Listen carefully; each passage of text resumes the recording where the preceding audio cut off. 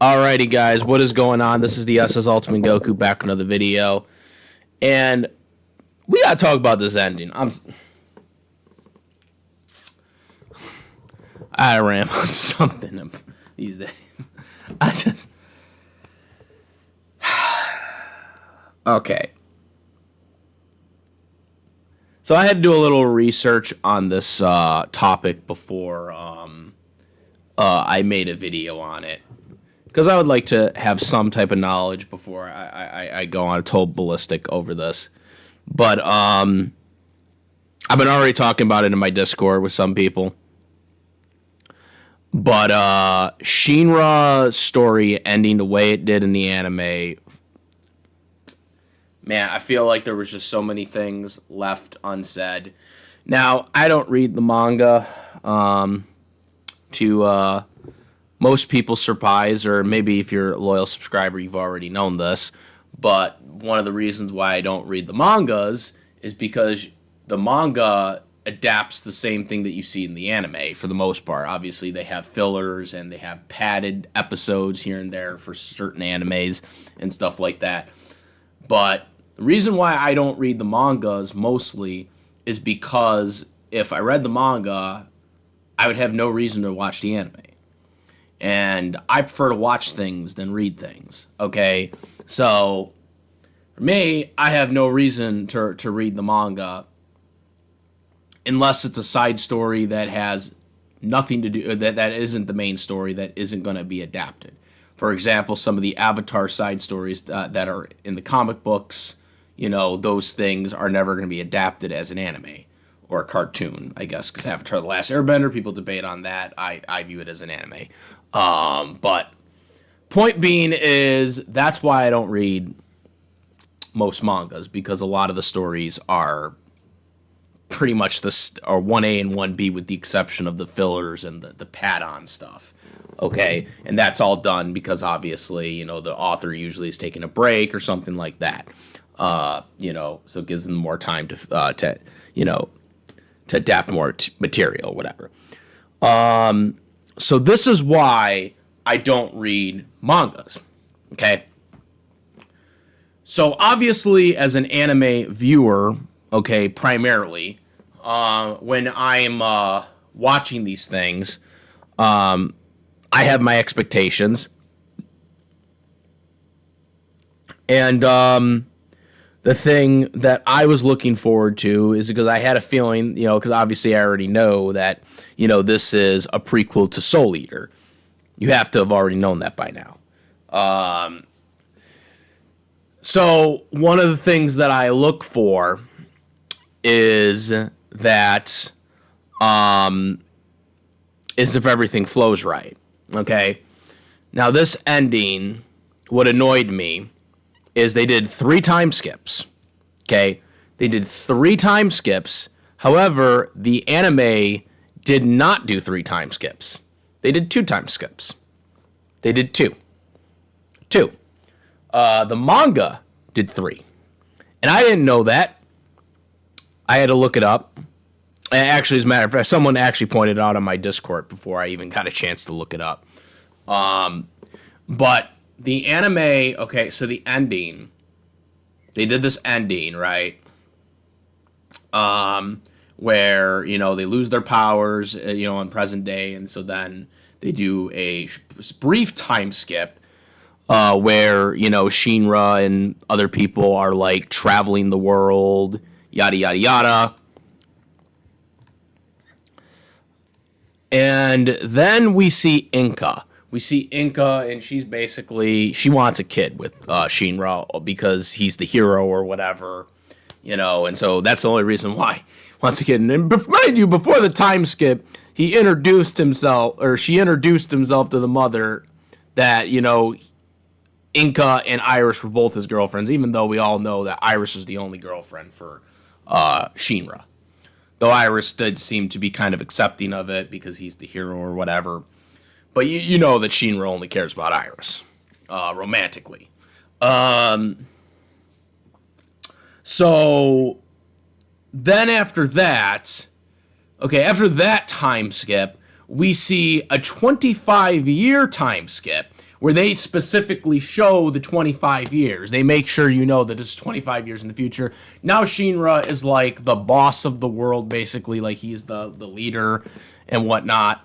And I didn't actually know this until about 3 times. I didn't click to me. Didn't click to me. I had to rewatch it 3 times. Okay, didn't click to me. All right, I think pink hair girl and the blonde hair guy that looks like Arthur. Okay, those were Shinra's kids. I didn't realize it right away because I just totally missed it. I'll admit it. I missed it. Those are his kids. So don't know how old they are. But we just know that I guess the one that looks like Arthur is Iris, the Iris kid. Kind of, the blonde hair is a little kind of in a different tone compared to Iris's hair, but it's still realistic. Especially since, spoiler, Iris is actually the actual doppelganger. She's not the real one. The doppelganger is the real one, right? So her hair kind of looks more like the actual doppelganger, right? But he styles it up like Arthur, and it kind of makes sense because Arthur is kind of a hero, right? He kind of assisted Shinra, so it does make realistic sense. Now the other kid, is clearly Inka's kid. So apparently Shinra eventually gave in because the way the time skip was when they were traveling the world before they went to the 25-year time skip, it was implied that Shinra was never going to, do it with her, right? That he was only going to do it with Iris, because that was, his girlfriend by that point, right? So now she kept obviously pestering him, so eventually I think he just gave in. But I guess that's just how I that's just how I saw it. So okay, so that all happens. Also, again, this is the biggest issue is after the 25-year time skip, they go right in to the Soul Eater characters being born. And they do not do anything to imply that this is another time skip. They make it seem to the person, it's like they tried to, it's like they expected people to know that this is the same timeline, basically. Like that it's distant future. It's like almost like they expected people to know, which I think is kind of asinine to think because again, not everybody reads the manga. Okay, and that's not something you would do in a live action movie. So why would you do it here? Okay, this seems kind of asinine by the animators, especially since they put so much emphasis in the 25 years in the future time skip that they did not do a time skip to let people know that in the long distance future, all you had to do was put something on the screen in the long distance future to let people know that, okay, we are now in another time skip. That's all they had to fucking do, and they couldn't even fucking do that. That just to me is asinine, that is lazy, that is just pure laziness by the animators. Okay? Now, this isn't the animators' fault, this is kind of the manga people's fault, but one of the things that I wanted to see, one of the things I wanted to see was see something with Vulcan and Lisa, which we don't see. They give more time to the spare lady, that she got married to someone, and honestly, based on her origins, it's kind of a weird one. But anyways, so we we get to see, we don't even get to see them. Like, we see her in one frame, but it's not even with Vulcan. Okay? It's not even with Vulcan. Like, I know this has been a running theory for a while, but a lot of people have theorized for years that Vulcan and Lisa, their kid, when they get married, that we don't know about, is supposed to be a descendant of Maka. You know, and I would have liked to have seen that. I would have liked to see. I think the epilogue overall was handled poorly from the animators and the manga and the original manga writers, because I'm just feeling like, why didn't we get, like, I get why they wanted to put the Soul Eater emphasis on it, you know, because this is what leads to the Soul Eater, you know, characters or whatever. But I wanted a more emphasis ending on the Fire Force characters. Like, I would have liked to wanted to see more of their kids.